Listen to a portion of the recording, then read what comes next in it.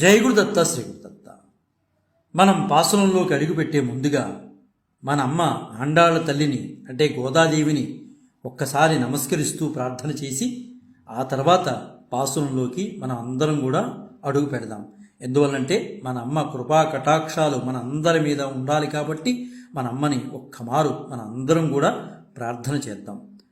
నీళాతుంగస్తనగిరితటి సుప్తముద్బోజ్య కృష్ణం పారాజ్యం స్వం శృతిశతశిరసిద్ధమజ్జాపయంతి స్వోచ్చిష్టాయాం సృజనిగళితం యా బలాత్కృత్య భుంక్తే గోదా తస్యై నమ ఇదమిదం భూయ ఏవాస్తు భూయః. తెలుగులో నీలోన్నతస్తనగిరిచర్యలన్ నిదురించు శ్రీకృష్ణ సింహమును ప్రేమారమేల్కొలిపి ఉపనిషత్ సిద్ధమౌ శేషత్వార్హతను తెలియజెప్పి ఆ ముక్తమాల్యముల ఆతనిని బంధించి భోగించు గోదమ్మ నీకిదే వందనము వందనము పాదాభివందనము. నేటికి 26 రోజులు ధనుర్మాస వ్రతాన్ని పూర్తి చేసుకుని మనందరినీ కూడా 27వ రోజులోకి అమ్మ అడుగుపెట్టించింది. ఈ 26 రోజులు కూడా అమ్మ ఎంతో జ్ఞానాన్ని మన అందరికీ కూడా పంచిపెట్టింది. ఈ తిరుప్పావై ద్వారా అమ్మ ఎన్నో తెలియనటువంటి విషయాలు మనందరికీ కూడా తెలియచెప్పింది. చక్కగా శ్రీకృష్ణుని ప్రేమతత్వాన్ని పొందడం కోసం అందరితోనూ అమ్మ వెళుతూ గానం చేస్తూ ఒక్కొక్కరిని మేలుకొలుపుతూ చక్కగా అమ్మ మనందరికీ కూడా ఈ యొక్క తిరుప్పావై యొక్క సారాంశాన్ని మనకి అమ్మ తెలియజేసింది. భగవత్ ప్రేమ పొందాలి అంటే అందరితో పాటు వెళ్ళాలి అని మన వేదం ఏదైతే చెప్తోందో వేదాన్ని ప్రామాణికంగా తీసుకుని అమ్మ చక్కగా శ్రీకృష్ణుని యొక్క ప్రేమతత్వాన్ని పొందడం కోసం అందరితో పాటు వెళుతూ ఈ 26 రోజుల్లో భాగంగా అమ్మ ఇవాళ 27వ రోజులోకి వచ్చింది. ఈ 26 రోజుల్లోనూ అమ్మ మనకి ఏమేమి తెలియజేసింది? ఏదైనా ఒక వ్రతం చేయాలంటే దానికి కాలం అనుకూలించాలి కాబట్టి అమ్మ మొదటి పాసురంలో కాలాన్ని ప్రార్థన చేసింది. రెండో రోజు అమ్మ ఏం చెప్పిందంటే ఏదైనా ఒక వ్రతం చేస్తున్నామంటే చేసేవి చేయకూడనివి ఉంటాయి. అలా భగవంతుని యొక్క చరణాలను మనం పట్టుకోవాలి అంటే ఆ చెయ్యగలిగేవి ఏంటి, నియమాలు ఏంటి తెలుసుకోవాలని అమ్మ చక్కగా 6 నియమాలు చెప్పింది. మూడో రోజు పాసురంలో అమ్మ ఏం చెప్పిందంటే ఏదైతే మనం వ్రతం చేస్తున్నామో ఈ ధనుర్మాస వ్రతం ఇది చేయడం వల్ల మనం పొందేటటువంటి ప్రయోజనాలు ఏంటి అనేది అమ్మ చాలా స్పష్టంగా చెప్పింది. 4వ రోజు పాసురంలో అమ్మ ఏం చెప్పిందంటే ఈ ధనుర్మాస వ్రతానికి ప్రాథమికంగా మొదట మనం చేయవలసింది స్నానం ఆచరించాలి. ఆ స్నానాన్ని ఈ మార్గశీర్ష స్నానానికి అవసరమైనటువంటి నీరును ఇప్పించమని వర్షదేవుణ్ణి అమ్మ ప్రార్థన చేసింది. 5వ రోజు పాసురంలో అమ్మ యొక్క సకులు చాలా తెలివిగల వాళ్ళు, వేదాంతులు ధర్మ సూక్ష్మాలు తెలిసిన వాళ్ళు ఉన్నారు. వారి మనసులో ఎక్కడో శ్రీకృష్ణ పరమాత్మ ఏంటి, మనకు దర్శనం ఏమిటి ఏంటి అని అనుమాన బీజం అనేది ఉంది. అమ్మ అది తెలుసుకుని వాళ్ళ మనసులో ఉన్నటువంటి భావాన్ని కనిపెట్టి అమ్మ వాళ్ళ అనుమానాన్ని నివృత్తి చేసింది. ఇంకా 6వ రోజు పాసురంలో అమ్మే తానే స్వయంగా ప్రతి గోపబాలికి ఇంటికి వెళ్ళి అమ్మ మేలుకొలుపుతోంది. మనం అందరం కూడా వెళ్ళాలి, భగవంతుడి యొక్క ప్రేమతత్వాన్ని అందుకోవాలని అమ్మ ప్రతి ఒక్క గోపబాలి ఇంటికి వెళ్తుందన్నమాట. ఇక్కడి నుంచి 10 గోపబాలికలను అమ్మ మేలుకొలుపుతూ వెళ్తుంది. అదే నిజానికి తిరుప్పావై. అమ్మ మొదటి చిన్న గోపబాలికి ఇంటికి వెళ్తుంది. పక్షుల ధ్వనులు వినిపించట్లేదా, ఆలయంలో శంఖధ్వని వినిపించట్లేదా ఓ చిన్నదానా అని అమ్మ సంబోధిస్తూ గోపబాలికని లేపుతుంటే అమ్మాయి లేకపోయేసరికి తన చిన్న గోపబాలిక కాబట్టి అమ్మాయికి తెలియట్లేదని తాను ఎలా లేచాను అనేటటువంటి గుర్తుల్ని అమ్మ ఈ పాసురంలో చెప్పింది.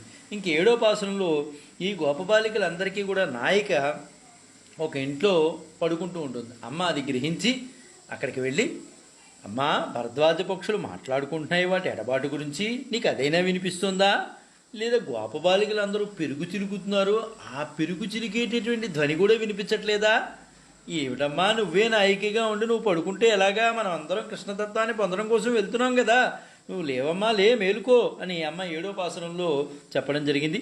8వ పాసురంలో అమ్మ ఏం చెప్పిందంటే గుర్రం రూపంలో వచ్చినటువంటి కేశ యొక్క దవడల్ని చీల్చేసినటువంటి దేవాది దేవుణ్ణి సేవించడం కోసం వెళ్తున్నాం, లేవమ్మా నువ్వు లేచి మాతో రావమ్మా అని చెప్పి 8వ పాసనలో అమ్మ గోపబాలికని లేపడం జరిగింది.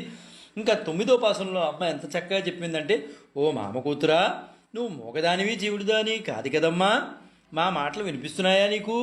మీ ఇంటి చుట్టూరు మేడ చుట్టూరు దీపాలు పెట్టావు మాకు తెలుసులే, శ్రీకృష్ణుడు మీ ఇంట్లో ఉన్నాడా ఏమిటి? లేవమ్మా లే, చక్కగా మనం శ్రీకృష్ణ ప్రేమతత్వాన్ని పొందడం కోసం వెళ్తున్నాం, ఈ వ్రతాన్ని అందుకునే కదమ్మా చేస్తున్నాం, రావమ్మా అని చెప్పి అమ్మ 9వ పాసనంలో లేపడం జరిగింది.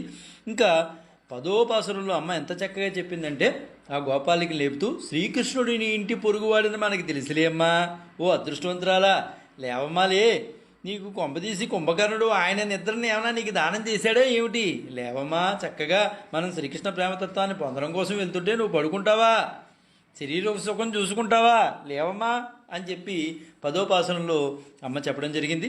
ఇంకా 11వ పాసనంలో అమ్మ ఎంత చక్కగా పోలుస్తుందంటే, అడవి నెమలి ఎలా అవుతే ఉంటుందో అటువంటి కేశాపాసాలు కలిగిందానా, మేము నూరారా శ్రీకృష్ణ ప్రేమతత్వాన్ని పొందడం కోసం, ప్రేమతత్వాన్ని గావించడం కోసం మేము వెళ్తుంటే, గానం చేసుకుంటూ వెళ్తుంటే నువ్వు పడుకుంటావా, లేవమ్మా చక్కగా మాతో పాటు రా అని చెప్పి అమ్మ 11వ పాసనంలో చెప్పడం జరిగింది. ఇంకా 12వ పాసనంలో అమ్మ ఎంత స్పష్టంగా చెప్పిందంటే, ఆ ఇంట్లో వాళ్ళు కృష్ణుడి యొక్క తత్వాన్ని గ్రహించి ఆ తత్వంలో ఉండిపోయి నిత్యకర్మలన్నీ వదిలేశారు.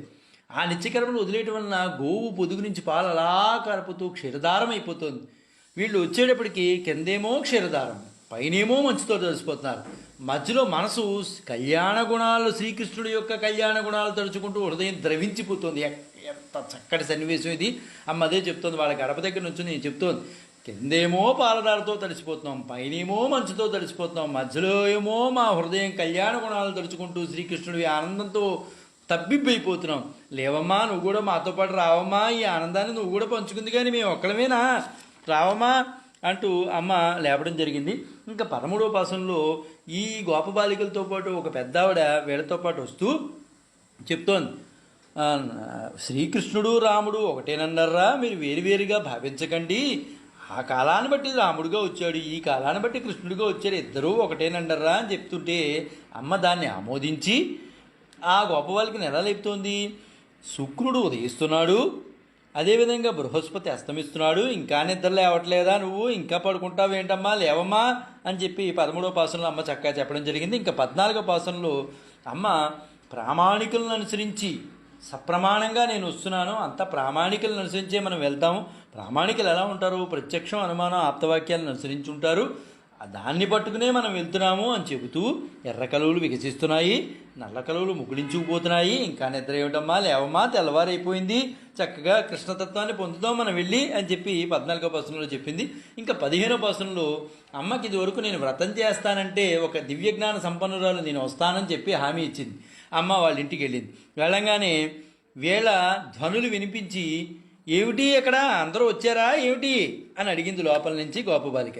అందరూ వచ్చారు, నువ్వే రాలేదమ్మా, చక్కగా పడుకుంటున్నావా, అంత దివ్యజ్ఞాన సంపన్నురాలివి, నువ్వు రాకపోతే ఎలాగమ్మా, నువ్వు వస్తేనే కదమ్మా కృష్ణుడు దర్శనం ఇచ్చేది మాకు, నువ్వు పడుకుంటే ఎలాగమ్మా అని 15వ పాసనంలో అమ్మ లేపడం జరిగింది. ఇక్కడి నుంచి అంటే 6వ పాసనం నుంచి 15వ పాసనం వరకు కూడా 10 మంది దివ్యజ్ఞాన సంపన్నుల్ని అమ్మ మేలుకొలుపుతూ వచ్చింది. నిజానికి ఈ 6 నుంచి 15 వరకు ఉన్నదే తిరుప్పావైగా మనం భావిస్తాము. ఈ 15 మందిని తీసుకుని అమ్మ 16వ పాసనంలో ఏం చెప్తోందంటే, ఈ దివ్యజ్ఞాన సంపన్నులందరినీ తీసుకుని నందగోపుడు భవనానికి వెళ్తుందమ్మ. అక్కడ నందగోప భవనంలో రక్షపట్లు అమ్మనాపి కొన్ని ప్రశ్నలు వేస్తారు. ఆ ప్రశ్నలకు సమాధానం అమ్మ చక్కగా చెబుతుంది. చెప్పిన తర్వాత అమ్మని లోపలికి పంపుతారు. ఆ పంపేటటువంటి సందర్భం 17వ పాసనం. గోపబాలికలు లోపలికి అడుగు పెట్టంగానే నందగోపుడు, యశోద, ఇంకా 2-3 పాన్పులు కనిపిస్తాయి వాళ్ళకి. 2-3 పాన్పులు కొంచెం మసగ్గా కనిపిస్తాయి. సరే, ఈ 2 పాన్పులు దాటి అక్కడికి వెళ్ళంగానే ఒక కాలు, ఆ కాలికి కడియం కనిపిస్తుంది. చూడంగానే అది శ్రీకృష్ణుడు అనుకుని ప్రార్థన చేస్తారు. అప్పుడు అక్కడ ఉన్నటువంటి బలదేవుడు వెంటనే అయ్యో ఎంత పొరపాటు జరిగిపోయింది, ఇక్కడ శ్రీకృష్ణుడు లేడమ్మా, శ్రీకృష్ణుడు నీలాదేవి భవనంలో ఉన్నాడమ్మా అని అతి రహస్యంగా గోదామాతకి బలదేవుడు చెప్తాడు. చెప్పంగానే అక్కడికి 17వ పాసనం పూర్తి చేసుకుని 18వ పాసనంలోకి అమ్మ అడుగు పడింది. ఎప్పుడైతే నీలాదేవి భవనంలో శ్రీకృష్ణ పరమాత్మ ఉన్నాడని బలదేవుడు చెప్పారో అక్కడికి చేరుకుని వాళ్ళు ప్రప్రథమంగా అమ్మను ప్రార్థిస్తారు. ఎక్కడైనా ఏ ప్రదేశంలో అయినా ఏ ప్రాంతంలో అయినా సరే ముందు అమ్మ దర్శనం చేసుకున్న తర్వాతే అయ్యవారి దర్శనం చేసుకోవాలి. కాబట్టి అమ్మని కీర్తిస్తోంది. అమ్మని కీర్తిస్తూ ఎలా చేస్తోంది? రామావతారంలో సీతాదేవి పురుషకారం ఎలా అయితే అయిందో కృష్ణావతారంలో నీలాదేవి పురుషకారం లాంటిది. అందుకనే అమ్మను ప్రార్థిస్తున్నారు. ఓ అందమైన దానా, తామర వల్లే ఉన్నటువంటి నీ హస్తాలతో తలుపు తీయమ్మా, శ్రీకృష్ణ ప్రేమతత్వాన్ని పొందడం కోసం వచ్చాం, ఆయన దర్శనం చేసుకుని వెళ్ళిపోతామమ్మా, ఒకసారి తలుపు తీయమ్మా తల్లి అని అమ్మని ప్రార్థన చేశారు. ఇంకా 19వ రోజు పాసురంలో అమ్మని ఎంత ప్రార్థన చేసినా రాకపోయేసరికి వాళ్ళకి కోపం వచ్చి స్వామివారు వస్తానంటే రావద్దు అంటుంది అమ్మ అని చెప్పి క్షణకాలం కూడా స్వామివారిని వదిలిపెట్టి ఉండలేవా, ఏమిటమ్మా ఇది, మేము అంత దూరం నుంచి 18 రోజులు పాసురాలు పాడుకుంటూ వస్తే స్వామిని బంధించేస్తావా, ఒక క్షణకాలం కూడా విరహం భరించలేవా నువ్వు, ఏమిటమ్మా ఇది అని 19వ పాసురంలో అమ్మవాళ్ళు గానం చేస్తారు పాసురాన్ని. ఇంకా 20వ పాసురంకి వచ్చేటప్పటికి ఎప్పుడైతే అమ్మని సేవిస్తే స్వామికి ఆనందం, అమ్మని పూలతో అలంకరిస్తే స్వామికి ఆనందం, అమ్మని పొగిడితే స్వామికి ఆనందం. మరి అమ్మని తిరిగితే స్వామికి ఆనందంగా ఉంటుందా? ఉండదు కదా. కొంచెం కోపంగా ఉన్నాడు. వెంటనే ఈ గోపాలికలు అందరూ అర్థం చేసుకున్నారు. అయితే అమ్మని నిష్ఠూరంగా మనం మాట్లాడాం కాబట్టి స్వామివారికి కోపం వచ్చి రాలేదేమో అని చెప్పి అమ్మని పొగట్టడం ప్రారంభించారు. ఓ నీలాదేవి, లక్ష్మీ ప్రతిరూపమా, ఓ పరిపూర్ణరాలా, మేలుకోమ్మా, మా మేలుకోమ్మా, నువ్వేమీ లేదమ్మా, చేయవలసి విసరికర్ర అర్థం కొంచెం మాకు ఇప్పించమ్మా, స్వామితో పాటు మేము కూడా మంగళ స్నానాలు ఆచరిస్తామమ్మా అని 20వ పాసనంలో గోదామాత గోపికలు ప్రార్థన చేశారు. ఇంకే 21వ పాసనంలో ఇంకక్కడి నుంచి వీళ్ళు స్వామిని కీర్తించడం ప్రారంభిస్తారు. వేదాదులు చే నిర్ధారింపబడిన ప్రమాణం కలిగినటువంటి ఓ స్వామి, ఓ దేవతాశ్రేష్ఠుడా, వేదానికి కూడా అందనటువంటి వాడా, ఓ లేవయ్యా, ఓ కృష్ణ మమ్మ ఏలుకోవయ్యా, నీ కోసం అంత దూరం నుంచి వచ్చాం స్వామి, ఒక్కసారి నీ కటాక్షాలు మా వైపు చూపించి స్వామి అని చెప్పి స్వామిని ఎంతగానో వాళ్ళు వేడుకోవడం జరుగుతుందన్నమాట. అయినప్పుడు స్వామి నుంచి ఏమన్నా మాట్లాడతారేమో అని స్వామి ఇంకా అలాగే చూస్తూ కూర్చుంటారు. ఇంకా 22వ పాసనంలోకి వచ్చేప్పటికి వాళ్ళు ఇక్కడ ఉపమానం చెప్తారు. ఎలా చెప్తారంటే, చంద్రుడు సూర్యుడు ఒకే పర్యాయాలు ఉదయించినట్లు అంతటి అందమైన ఆ 2 కన్నులతో కూడా ఒక్కసారి మమ్మల్ని మా వైపు చూడు స్వామి, ఆ చూపు మా వైపు ప్రసరించే విధంగా చూడు స్వామి, మేము ఎంతో భవ్యమైన వ్రతాన్ని చేస్తూ మీ దగ్గరికి వచ్చాం స్వామి, ఒక్కసారి ఆ చూపులు మా వైపు చూడు స్వామి అని స్వామిని 22వ పాసంలో కోరుకున్నారు. ఇంక 23వ పాసనంలో ఏమంటున్నారంటే, ఓ శ్రీకృష్ణ, అతసీ పుష్ప సంకాసుడా, వర్షాకాలం కొండ గుహల్లో స్థిరంగా నిద్రించి బలిష్టమైన వీర్యవంతమైన సింహము తగిన సమయం కోసం చూస్తూ ఉంటుంది. తనంతట తనే మేలుకోవాలి తప్పించి సింహాన్ని ఎవరు దగ్గరికి వెళ్ళి ఏ జంతువు కూడా లేపేటటువంటి ధైర్యం లేదు. అలాగా నువ్వంత లేచి చక్కగా వచ్చి సింహాసనాన్ని అధిష్ఠించి మా అభీష్టం నిర్వర్తించు స్వామి అని చెప్పి స్వామిని 23వ పాసనంలో కోరుకున్నారు. ఎప్పుడైతే కోరుకున్నారో స్వామివారి ఇలా నడుస్తూ వస్తారు. నడుస్తూ రాగానే నిజానికి ఆయన పాదాలు గులాబీ రంగులో ఉంటాయి. కొంచెం ఏదో ఉబ్బిపోయినట్లు కనిపిస్తాయి, వాళ్ళకి పాదాలు గాయపడినట్లు కనిపిస్తాయి. వెంటనే 24వ పాసనంలో అప్పుడు వీళ్ళందరూ కలిసి, అయ్యయ్యో మేము ఎంత పని చేసాము, స్వామివారిని రమ్మంటే నడుస్తూ వచ్చేయడం వల్ల పాదాలు కందిపోయాయి, అయ్యయ్యో మేము ప్రేమతత్వంలో పడిపోయి స్వామివారిని ఇబ్బంది పెట్టామో అయ్యో అని చెప్పేసి ఆయనకి మంగళాశాసనాలు, ఆ పాదాలకి మంగళాశాసనాలు చెప్తున్నారు. ఎలా చెప్తున్నారు, ఎంత చక్కగా చెప్తున్నారని 24వ పాసనంలో. ఇది అద్భుతమైన పాసనం అండి. అలనాడు ఇంద్రునికి రాజ్యమీదలిచి బలిని అణిచివేటుకు అవతరించి 3 లోకాలు కొలిచిన నీ పాదాలకు మంగళాశాసనము. గోవులు ఏవైతే ఉన్నాయో ఆ గోపబాలికలను గోవులు రక్షణార్థం గోవర్ధన పర్వతం ఎత్తి కాపాడిన నీ ఆశ్రిత వాత్సల్య గుణాలకు మంగళాశాసనము. ఈనాడు నిన్ను చేరవచ్చామయ్యా, మేము ఒక్కసారి నీ మనసును మా వైపు పడేవయ్యా, దయచూడము స్వామి, మేము భవ్యమైన వ్రతాన్ని చేస్తూ వచ్చాము, కాపాడు తండ్రి అని 24వ పాసనంలో చక్కగా మంగళాశాసనాలు చెబుతూ స్వామికి వారు కీర్తించారు. అక్కడికి 24వ పాసనం అయింది. 25వ పాసనంలో చక్కగా ఎలా చెప్తున్నారంటే, నారీలోకానికి సాటి లేనటువంటి ఒక ఆమె యొక్క కుమారుడివై ఆవిర్భవించావు, అదే రోజు రాత్రి ఏం చేసావు, మరో స్త్రీకి బిడ్డవయ్యావు, రహస్యంగా ఎదుగుతుంటే నిన్ను సహింపలేక ఆ కీడు తలపెట్టడానికి వస్తున్నాడు, ప్రయత్నం చేస్తున్నాడని చెప్పి వాడి యొక్క ప్రయత్నాలను కూడా నిర్వీర్యం చేసావు, కంసుడి యొక్క ప్రయత్నాలను కూడా అని ఎంత చక్కగా చెప్తాను. మహాలక్ష్మి ఆశపడునటువంటి ఐశ్వర్యం నీ దగ్గర ఉంది, అంత ఐశ్వర్యం గలవాడా, మేము ఎంతో భవ్యమైన వ్రతాన్ని చేస్తున్నాం, మేము శ్రమ కోర్చి వచ్చాం, దయించు మా మీద మీ కరుణాకటాక్షాలు చూపించి తండ్రి అని చెప్పి 25వ పాసనంలో చక్కగా ఆ గొప్ప బాలికలందరూ కూడా కోరుకున్నారు. ఇంకే 26వ పాసనంలో ఎంత చక్కగా కోరుకుంటున్నారంటే స్వామి నీ గురించి వచ్చామయ్యా, అంత దూరం నుంచి వచ్చామయ్యా, నువ్వు ఆ రోజున హామీ ఇస్తేనే కదయ్యా నీ దగ్గరికి వచ్చాం, నేను పరా అనే వాయిద్యం ఇస్తానన్నావు, అందుకనే వచ్చామని చెప్పి స్వామిని. అప్పుడు స్వామి అంటారు, ఏంటంటారా మీ గోల ఏంటి, చెప్పండి ఏం కావాలి మీకు అంటే వీళ్ళందరూ చెప్తారు, నీ చేసి శంఖం కావాలి స్వామి, పోనీ అలాంటిది కాకపోయినా అలాదానికి సమానమైన శంఖం కావాలి, పాంచజన్యంతో సరిపోవచ్చు శంఖములు, వెడల్పు లోతు వైశాల్యం ఉండాలి, ధ్వనిగల పెద్ద డంకా కావాలి, మంగళదీపం కావాలి, ధ్వజం కావాలి, చాందిని కావాలి, వటపత్రసాయి, ఇవన్నీ మాకు అనుగ్రహించు స్వామి, మేము చక్కగా వ్రతం చేసుకుంటూ వచ్చాం, మంగళ స్నానాలు ఆచరించడానికి ఇవన్నీ కావాలి, ఇవన్నీ ఉంటేనే మేము మా వ్రతం భవ్యమైనది అవుతుంది స్వామి అని స్వామిని కోరుకుంటారు. అప్పుడు ఇది ఇక్కడితో నిన్నటి పాసనం ముగుస్తుంది. ఈరోజు అమ్మ 27వ పాసనంలోకి మనందరినీ కూడా అడుగు పెట్టించిందనమాట. వాళ్ళకి ఏమేం కావాలో అనేది అడిగారు. అప్పుడు స్వామి వారికి ఏం చెప్తారనేది ఈరోజు మనకు తెలుస్తుంది. జ్ఞానం ఎంత అద్భుతమైందంటే, మార్గం ఎంత ప్రభావశీలమైందైనా దాని ప్రకారం నడుచుకోవడానికి నిరాకరించే వారికి అది నిరర్థకమవుతుంది. భగవంతుని యొక్క ప్రత్యక్ష అనుభవం తర్వాత వస్తుంది, ఎప్పుడు కూడా ప్రారంభంలో రాదు. ప్రారంభంలో ఈ ప్రక్రియ మొదలు పెట్టడానికి విశ్వాసంతో కూడిన మొదటి అడుగు అవసరం. మొదట్లోనే భగవంతుడు రాడు, ఆయన్ని ఎంతో మనం విశ్వాసంతో ముందు నడిపిస్తే ఆ తర్వాత ఆయన యొక్క తత్వాన్ని మనం తెలుసుకోగలుగుతాం. ప్రారంభంలో ఈ ప్రక్రియ మొదలు పెట్టడానికి విశ్వాసంతో కూడినటువంటి మొదటి అడుగు అవసరం.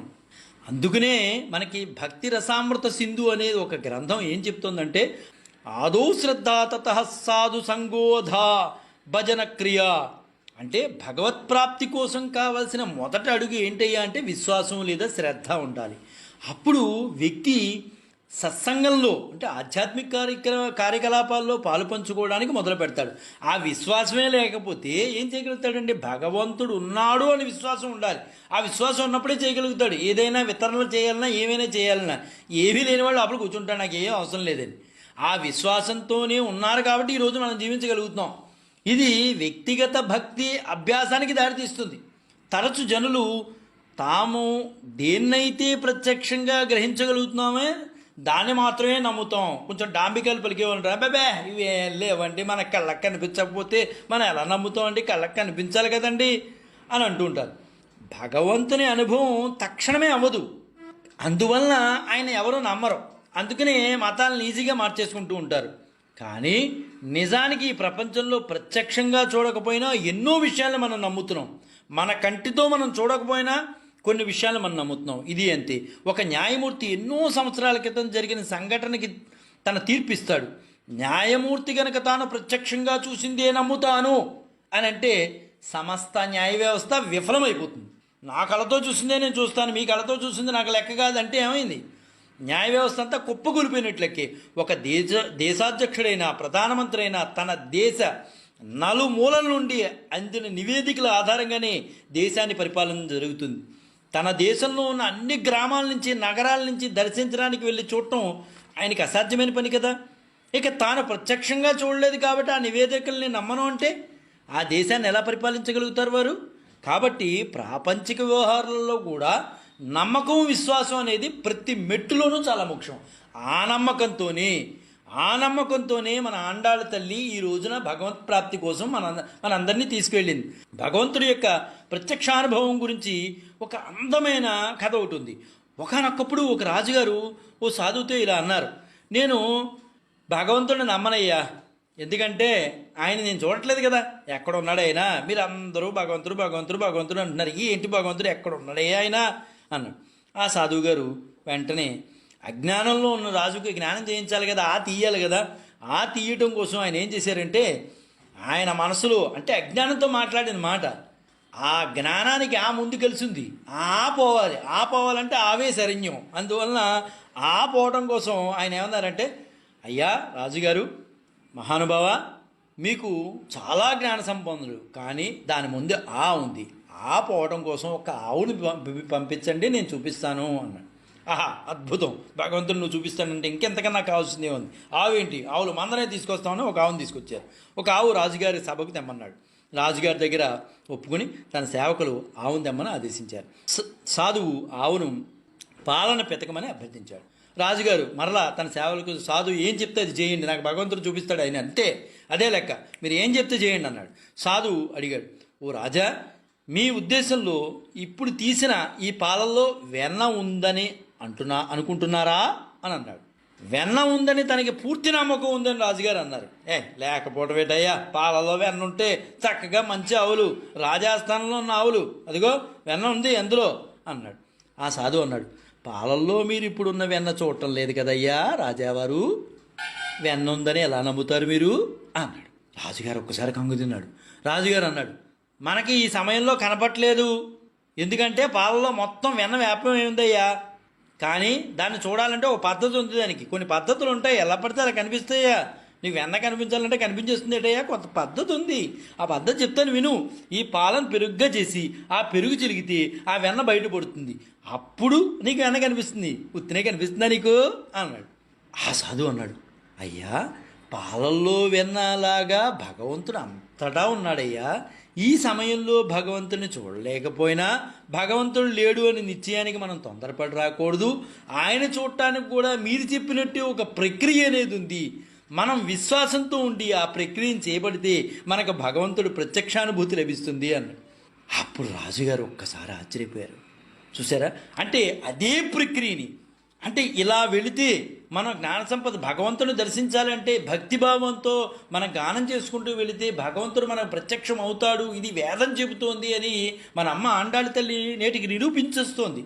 మన ఆండాళ్ళ తల్లి కూడా మా పెద్దలు చెప్పిన మాట ఏదైతే ఉందో ఆ మాట పట్టుకుని వచ్చానగానే కృష్ణుడు అంత ఆనందపడిపోయాడు. అందుకనే పెద్దల మాట పట్టుకుని, పెద్దల మాట వినండి, అనుభవజ్ఞులైన మాట వినండి అని ఎందుకంటారు, ఇదే అనమాట. పెద్దల మాట పట్టుకుని వచ్చిందమ్మ, ఇలా వెళితే నీకు భగవత్ సాక్షాత్కారం లభిస్తుందంటే అదే మాట పట్టుకుని వచ్చిందమ్మ. భగవంతుని మీద నమ్మకం అనేది మానవులకి అనాయాసంగా అనుసరించే సహజమైన ప్రక్రియ కాదు. మనకి ఇవ్వబడిన స్వతంత్ర చిత్తమును ఉపయోగించుకుని భగవంతునిపై నమ్మకం కలిగేలా ఉండాలనే దృఢమైన నిర్ణయానికి రావాలి మనం. కౌరవ సభలో ఏం జరిగింది, దుశ్శాసనుడు ద్రౌపదిని వివస్త్రం చేయడానికి ప్రయత్నించాడు. శ్రీకృష్ణుడు ఏం చేశాడు, ఆమె చీరను పొడిగించి ఆమెను అవమానాన్ని సిగ్గు నుండి కాపాడాడు.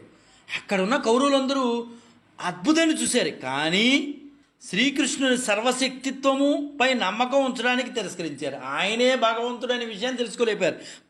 మన పక్కన భగవంతుడు ఉన్నా మనం భగవంతుడిని తెలుసుకోలేకపోతున్నాం, మనం అది అంత దౌర్భాగ్యంలో ఉన్నాం, నిజాన్ని అర్థం చేసుకోలేకపోతున్నాం.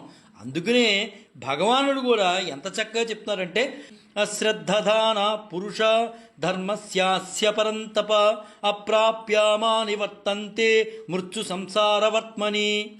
ఈ ధర్మం యందు విశ్వాసం లేని జనులు నన్ను పొందలేరు. మనం ఏదైతే ఒక ధర్మం అని పెట్టుకున్నామో ఆ ధర్మం నుండి విశ్వాసం లేకుండా అటు ఇటు జంపు చేసేవారు నన్ను ఎప్పటికీ కూడా పొందలేరు. శత్రువులను జయించేవాడా, వారు పదే జన్మమరణ చక్రంలో ఈ లోకానికి తిరుగుతూనే ఉంటారు. ఆధ్యాత్మిక పదంపై విశ్వాసం అవసరం లేదు అని నిర్ణయించుకున్న వారు దివ్య జ్ఞానాన్ని తెలుసుకోలేకుండానే ఉండిపోతారు. ఈ జనమరణ చక్రంలో మళ్ళీ తిరుగుతూనే ఉంటారు. ఆధ్యాత్మిక భావమే ఇవన్నీ ఏమి లేదండి అనుకునేవాడు వాడు మళ్ళీ పుట్టడం మళ్ళీ చావడం, మళ్ళీ పుట్టడం మళ్ళీ చావడం, తినటం పడుకోవడం కూర్చోవడం, ఇదే తప్పించి ఒక పుస్తకం చదువుదామా, ఒక ఆధ్యాత్మిక జ్ఞానం పెంపొందించుకున్నామా, ఇవేం లేదు. సెల్ల పెట్టుకోవడం, టీవీ ముందు కూర్చోవడం, టీవీ చూడటం, అంతే. ఇంకా వాడికి ఆధ్యాత్మిక జ్ఞానం అనేది ఏమీ లేదు వాడికి. అదే చెప్తున్నాడు స్వామి, పరమాత్మకున్న పేరు నారాయణ, అది ఒక పెద్ద సాగరం లాంటిది, అందులోంచి తేలిన ఒక నామమే గోవిందా. భగవంతుడు అవతరించి సంపాదించుకున్న నామం గోవిందనామం. అందుకనే మన వాళ్ళు ఏ పని చేసినా ముందు ఏమంటారు, శ్రీ గోవింద గోవింద గోవింద అంటూ సంకల్పం చెప్పుకుని కార్యంలోకి ఉద్యమిస్తారు. ఈ నామం కృష్ణావతారానికి ప్రత్యేకం. 7 రోజులు గోవర్ధన పర్వతాన్ని ఎత్తి పట్టుకుని గోపీజన సంరక్షణ చేసి ఇంద్రునిచే గోవింద పట్టాభిషేకం చేయించుకున్నవాడు ఈ కృష్ణుడు. కష్టపడి సంపాదించిన నామం అవటం చేత 7 రోజులండి, 7 రోజులు అలా పట్టుకుని నిలబడిపోయాడు ఆయన. ఎంత శ్రమించిపోయాడో. అందుకనే ఆ నామం అంటే ఆయనకు చాలా ఇష్టం. అందుకునే మన ఆండాళ్ళ తల్లి ఈరోజు మొదలుకొని 3 రోజుల వరకు అంటే 27వ పాసురం, 28వ పాసురం, 29వ పాసురం వరకు గోవిందనామాన్నే ఉచ్చరిస్తుంది. ఎందువలంటే ఆయనకు గోవిందా అంటే మురిసిపోతాడు. ఎందువలంటే అన్ని అవతారాలు శ్రమ లేకుండానే చేశాడు, ఇందులో మాత్రం శ్రమతో 7 రోజులు అలా పట్టుకుని ఉంచున్నాడు ఆయన. అందువలన గోవిందా అంటే ఆయన మురిసిపోతాడనమాట. అదే చక్కగా అమ్మ ఈనాడు పాసురంలో గోవిందా అంటూ ఉచ్చరిస్తూ పాసురాన్ని ఎంత చక్కగా పాడుతోంది. స్వామి ఆనందపడే విధంగా పాడుతోంది. కోడైర్ వెల్లుం సీర్ గోవిందా, கோடாரே வெல்லும் சீர் கோவிந்தா, உந்தன் பாடிப்பறை கொண்டு யாம் பெரு சம்மானம், நாடு புகழும் பரிசனால் நன்றாக சோடகமே தோள் வளைத்தோள் செவிப்பூவே, பாடகவே என்றனை புல்லலும் யாம் அணிவோம், ஆடை ஊடுப்போம் அதன் பின்னே பார்ச்சோரு, மூடனை பெய்யுது முழங்களை வழிவாரா, కూడియన్రు కుళిందున్ ఏలూరంబావాయ్. కూడని వారిని కూడించే గోవిందా, నిన్ను కీర్తించి పరను పొంది జగము పొగడగా మేము పొందు సన్మానము అపురూపము. కంకణములు, భుజకీర్తులు, చెవిదిద్దులు, జుమికీలు, మెట్టెలు, పట్టీలు, అనగ పలు ఆభరణములు, ఉడుపులు ధరించి ఆపై క్షీరాన్నమునగనేయి పోసి, మోచేతుల జార నీతో కలసి చల్లగా హాయిగా ఆరగింతుముగాక, చల్లగా హాయిగా ఆరగింతుముగాక, జగతికే మంగళము కూర్చు మన శ్రీవ్రతము.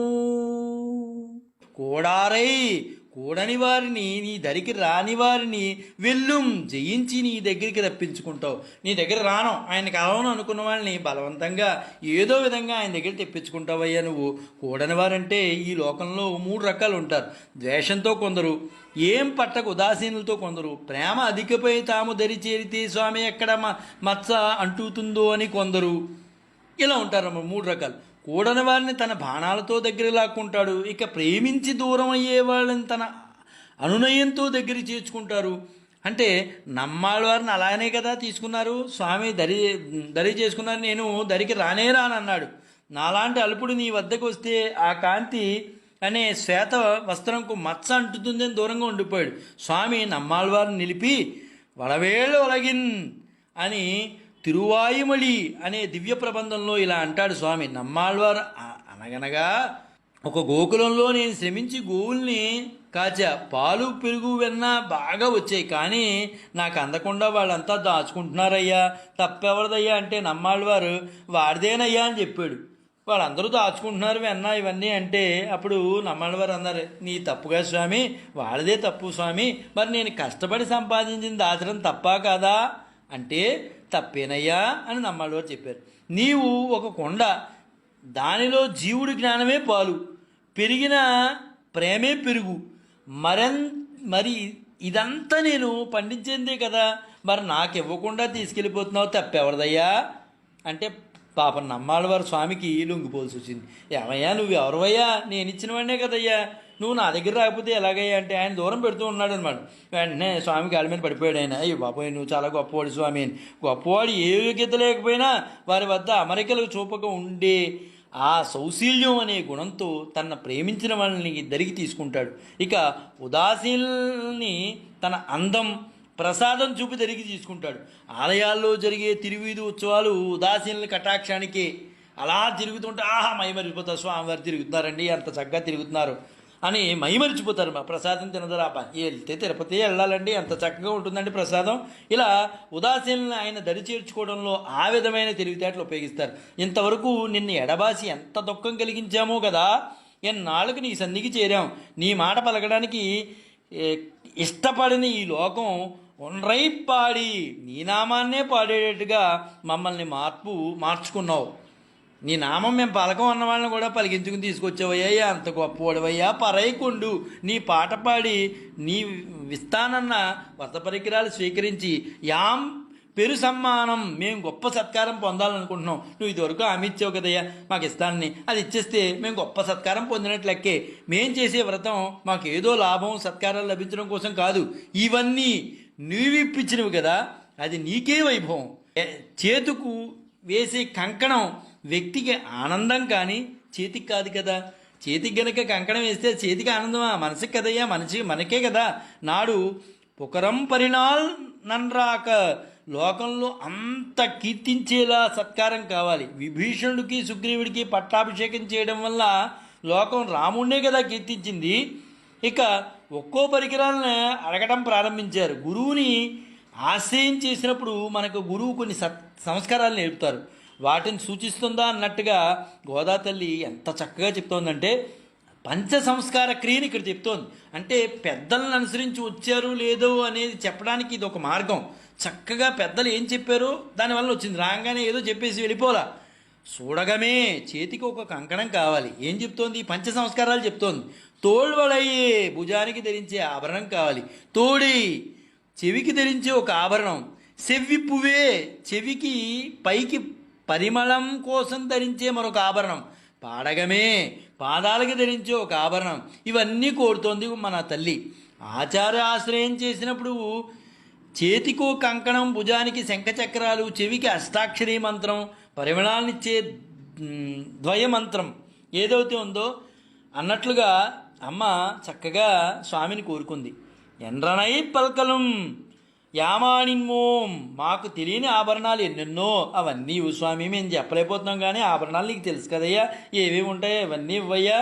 ఆడైపోం, నూతన వస్త్రాలు కావాలి. జీవుడు భగవంతుని చేరడానికి లభించిన వస్త్రం శరీరం, ఇది పాంచభౌతిక శరీరం. పరమపదానికి వెళ్లే ముందు విరజానదిలో సూక్ష్మ శరీరం తొలగి పంచ ఉపషణ్మయ దివ్య విగ్రహం లభిస్తుంది. అతన్ పిన్నే అలా వేరే శరీరం లభించాక ఇక మాకు కావాల్సింది పాల్సోరి మూడనై పెండ్రు మురంగవై వరివార్, పరవాన్నము. అదే మాకు పరమాన్నం, ఇంకంతకన్నా కావాల్సింది ఏంటి? పరమాన్నం, అదే పరమపదం. కూడిరుందు, అందరూ కలిసి గోష్ఠిగా తినడానికి కుడిరుందు.